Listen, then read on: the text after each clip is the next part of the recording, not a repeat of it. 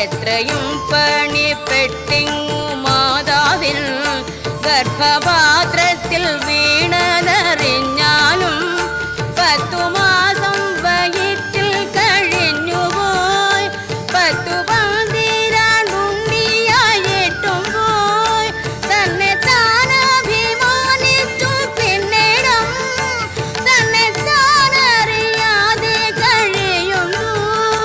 ഇത്ര കാലമിരിക്കുമിനിയെന്നും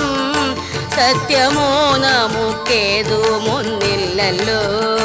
നീർപ്പോള പോലെ ഉള്ളൊരു ദേഹത്തിൽ വീർപ്പു മാത്രമുണ്ടിങ്